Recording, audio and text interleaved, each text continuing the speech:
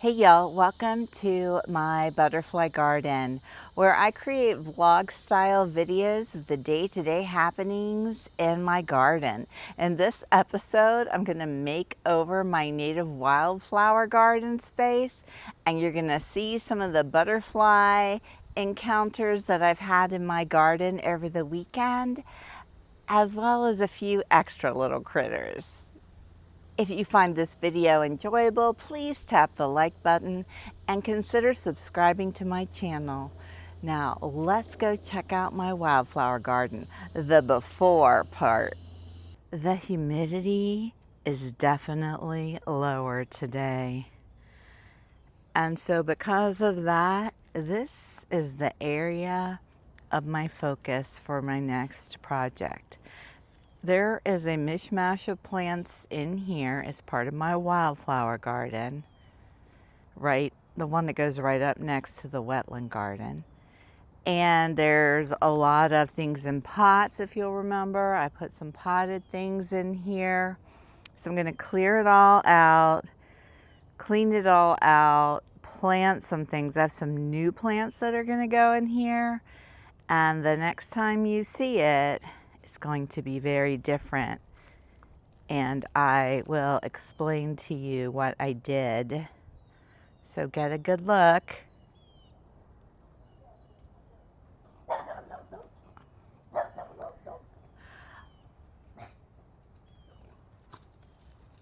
Okay, it will see you again later. Okay, you guys, are you ready to see the wildflower garden? Because I did so much work in it, and I actually did the whole thing, because once I start on the one side, you know, one thing leads to another. And I love it. It looks so much better. A lot of the plants are staked up. I found some little plants that were buried under other plants that, you know, needed their time to shine. So let's go. So we'll start all the way on the first end where the first walkway is. I'm just going to kind of pan through and then we'll go look at everybody. And then here's the second walkway that was completely covered. And I took a lot of the pots out of this area. So look at the empty space, which I'm gonna plant things there, but we'll do that in a later video as I haven't decided exactly what I want to go where. But I do have my rayless sunflowers back in here again. I have 2 pots of those that I grew from seed. And they get really good sun here, and that's what they like. So that's why they're still here. And then a round leaf thoroughwort. And down there, see that pot there? I didn't even realize it was there because there was so much grown up around it. But that's the starry rosinweed, and I will pull that out. It's actually got 2 plants in it, and we're gonna separate them and plant them both. I have, I think, 3 pots like that, 3 pots with 2 plants. So 6 plants, and some of them are getting ready to flower. The other ones I have moved to another spot. That's what I'm deciding on. Like, what do I want to put where? However, I love how open this is. And yes, there's going to be new plants in there, but I can really see the originals that were put here. My rice button aster right there. My little meadow beauty was totally buried. There was a bunch of salvia that had grown up and some snow square stems, which I left a couple of them. But boy, do they like to come up on their own from seed.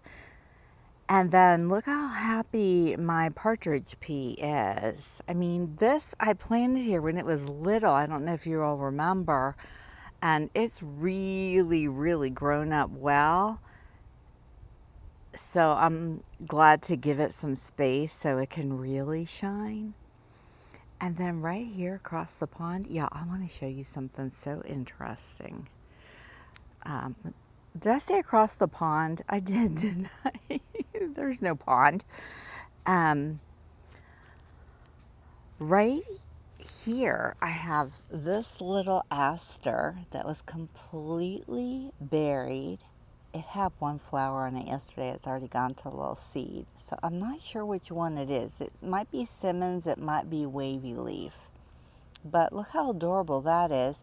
And then right here I have my hammock snake root, which was completely buried. And so how quickly this got overgrown. But I'm thrilled to have it back. I'm not sure when it's going to bloom. I got to go look it up. But that's not the interesting thing. There's a tall ironweed here too. That, look at how sad it looks, because that tropical sage just takes over and smothers everything, and it looks all pretty, so you don't realize what it has crowded out until you start digging through and you realize, oh my goodness. Here's the interesting thing. This is Zizia, or Golden Alexander. It is a host too. The Eastern Black Swallowtails. But look who I found on it. One of these little snow on the mountain moth guys. So I'm like, does he eat this too? Because let me show you what they did to my snow on the mountain plants. Look at my snow on the mountain. There is no snow on the mountain. And I'm not sure if it'll recover. I've been watering it a lot, hoping that it will.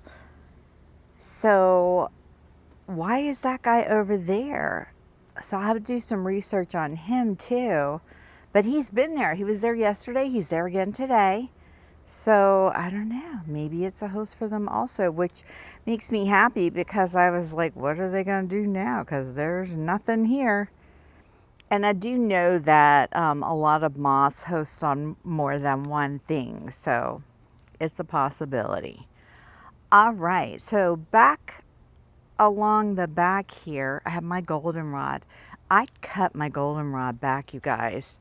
You can see where I trimmed it down, because I like it to split off, because then it gets really full of flowers.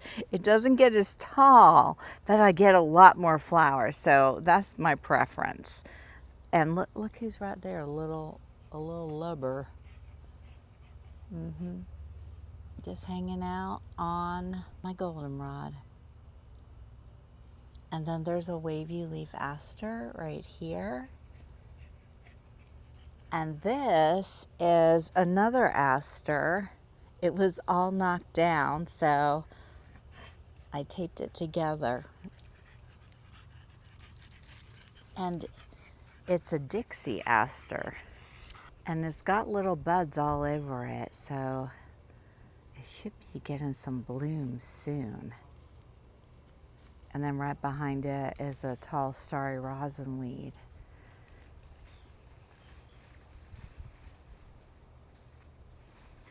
And then coming and looking from the back side, we have a narrow leaf ironweed that's gone to seed. And the blazing stars are starting to bloom. This one is a Savannah blazing star, and it's the first blazing star that has bloomed in my wildflower garden. And then here's a tall ironweed that has also gone to seed. And then this is my slender blazing star. It's the one that's like real soft and fluffy. This makes me think of like a Christmas tree branch. It's not blooming yet, and it was like straggling all over the place, so I staked it up. As you can see, the straggles. If you hear noise in the background, that's Ringo. He's like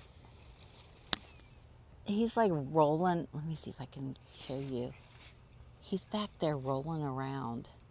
He's just rolling around in the shrubs.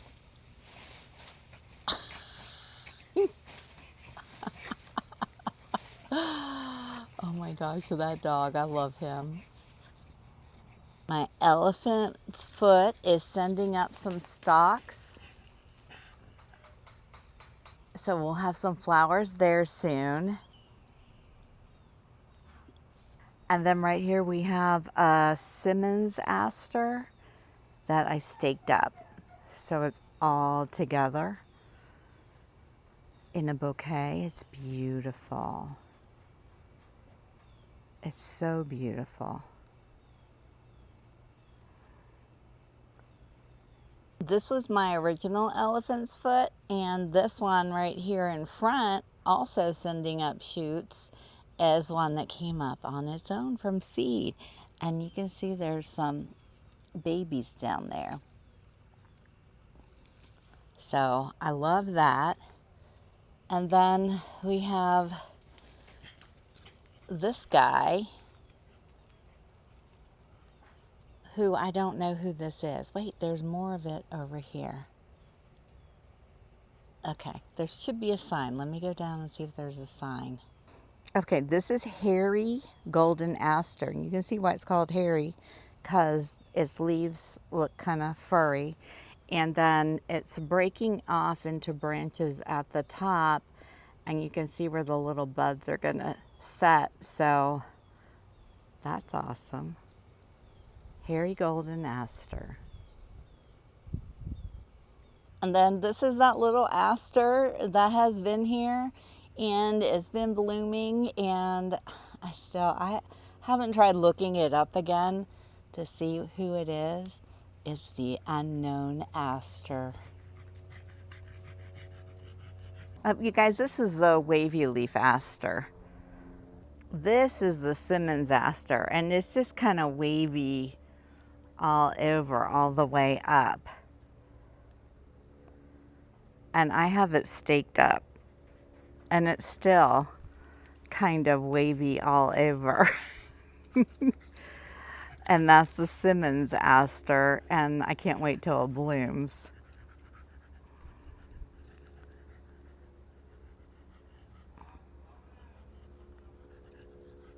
My white indigo is staked with 3 different stakes. Can you see the 3 right all there together? Each one is holding a different part of that, because that thing just wants to lay down on the ground and be sprawly. And I'm like, no, sir, you are growing upright because we want to see you. So it's triple staked, white indigo. It bloomed early in spring. It was one of my earliest bloomers, back with the beard tongues, which my white beard tongue is right there right now. And then my orange cone flower. And I have the fringed blue star that's still just looking fringy. Haven't seen the blue stars yet. And then we are back around to the front with the starry rosinweed. Except the one thing I think we didn't look at. Well, first we're going to look at this monarch on the tropical sage. Right there is my Gara. This was a recent addition. And it is a host to a type of moth, I believe. Okay, so the hammock snakeroot blooms end of summer, September through January. So it's going to be a fall and winter bloom, which is wonderful. And it'll be right in there when the goldenrods get going and the blazing stars. So that's going to be great. It gets little white flowers, so you know we'll be back to see that. So that's what the wildflower garden looks like now. And then probably later this week, we'll be working on planting some of the other natives I have to put in that area.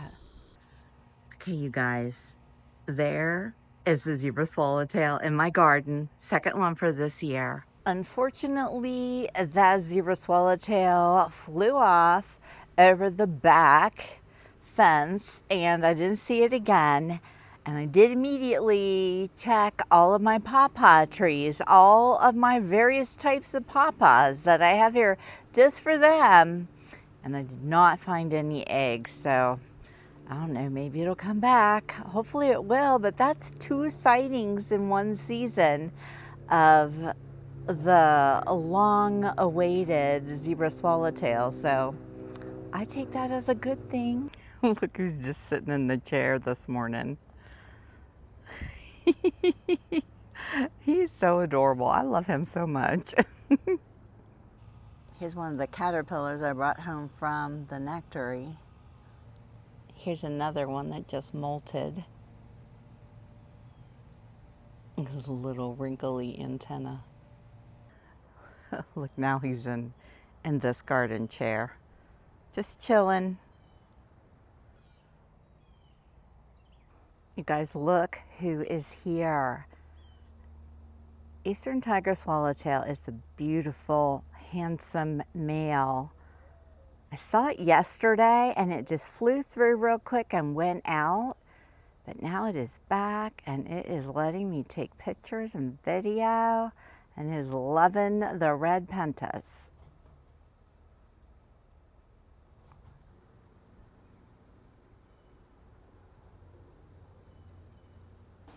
You guys, I just brought out one of those raised beds and planted all my rue in it. I was going to show it to you later, but there's a female eastern black swallowtail. She's out here and I saw her laying eggs on it. I mean, it's only been out here maybe an hour. There she comes again. That's incredible. This is the rue that I bought from Joyful Butterfly. Pure sweetness. That is a Polydama swallowtail in the lipidarium, and it is ready to fly. These guys are so funny because they'll be fluttering in my hand, and then when I go to release them, they just sit there like, no, I'm happy. I know I've said this before with them too. I love these guys. I love them, I love them, I love them. Hello, beautiful.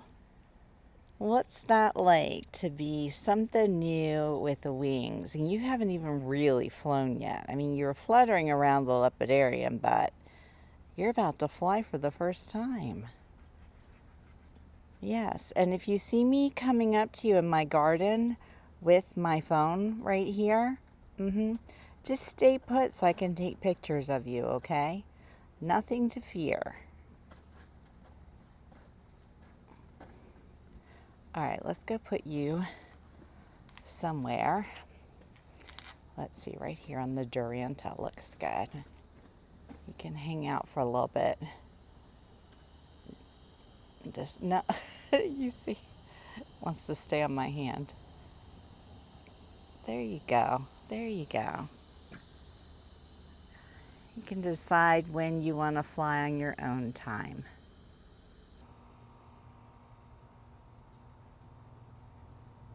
All right, and now I'm going to show you what's not so pretty, but it needed to be done because there were plants buried under it, and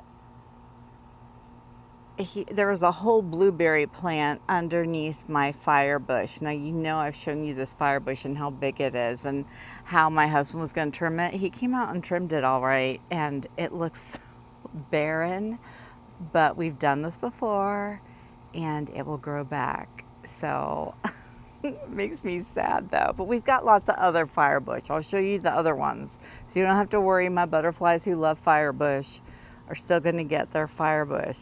But here it is. It's down from the roof of the house. They're still green on the top, but all of that will fill in and grow in because that thing was way out to here. And I had a whole walkway through here that we couldn't even get through. And there's my sweet almond. And look who I see now. Like everything's opened up. So this is my giant milkweed that we don't, we don't talk about a lot because we really want to be all native, but I just can't get rid of this guy because I love it. And look who's here on it. Mr. Adorable, munching away. Gorgeous caterpillar.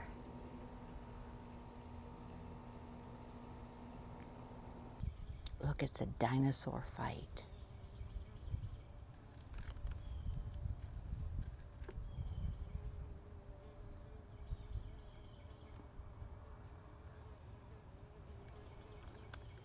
Okay, break it up. Break it up. There's no violence in my garden. Get away from each other. Separate. There's a whole big garden here. Y'all two don't need to fight.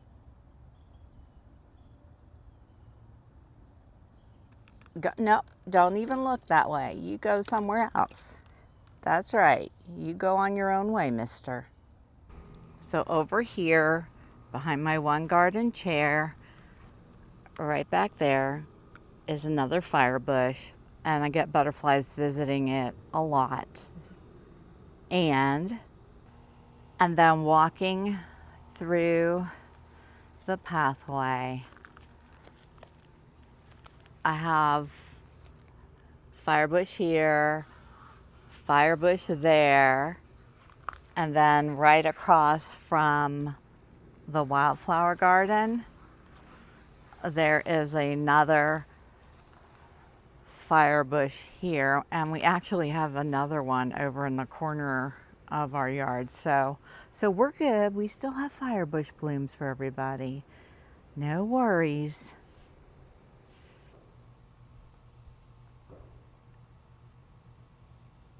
I hope you enjoyed this video, and I hope you'll subscribe to my channel if you're new, and I will see you all in the next video. Say hey to me in the comments. Gosh, let me ask you a question.